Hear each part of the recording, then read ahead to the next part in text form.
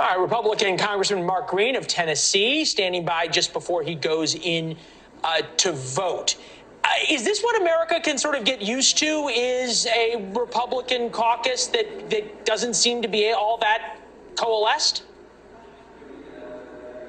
Well, there's definitely, with a narrow margin, going to be some challenges on certain bills, right?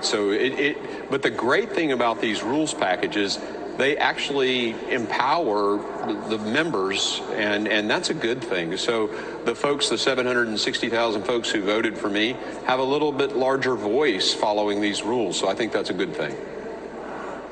And these rules do a lot, right? That all of a sudden that amendments can be brought to the floor, that you're going to have things that you tack onto bills have to be about the bill, single issue bills. It's almost going back to the way Congress worked in the 70s and 80s.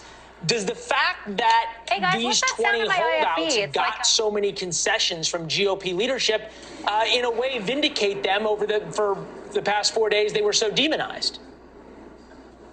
I think most of the rules that I really wanted were taken care of at the very beginning. So I think some of the stuff's here toward the end.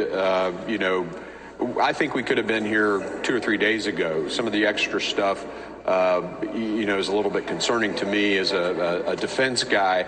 But yeah, at the beginning, the work that they did was very helpful. Where does this go from here for Republicans? Republicans now control,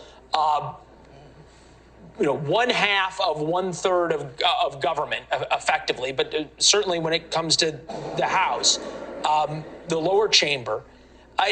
Aside from investigations, how does Republicans that are so divided come to agree on some meaningful things? Yeah, so obviously spending is one of our biggest concerns. And I think what you did see was a lot of agreement on how the spending stuff comes together. So a lot of this stuff, the challenges of the next several months, have been ironed out with the rules agreements. So a lot of the conflict has already been taken care of. Now, if we have a contentious bill, it's going to take every single Republican to get it done. And that means that this process is going to be relived a couple of times over the next, 2 years of this session. So there are going to be those times when, just like this, there's a lot of negotiations. We talked about this on Wednesday night on Balance, that in a way standing for principle in Washington has now almost become something worthy of ridicule. And I'm wondering if going back to the way Congress worked in the 70s and 80s doesn't force more compromise rather than less.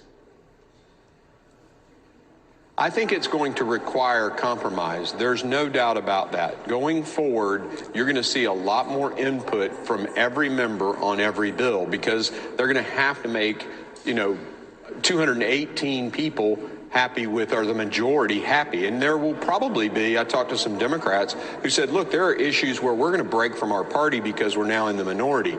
So I think you're looking at a lot of some bipartisanship and a lot of working together inside the Republican caucus. So I think this is a good thing. Look, conflict is not always bad, especially if the relationships end up deeper afterwards. Yeah. And so I think this has actually made our party stronger. Yeah. Watching how the sausage is made is ugly, but sometimes conflict purifies us all. Congressman, thank you. We'll let you go to vote. Yeah. That does it for us tonight. Banfield starts right now.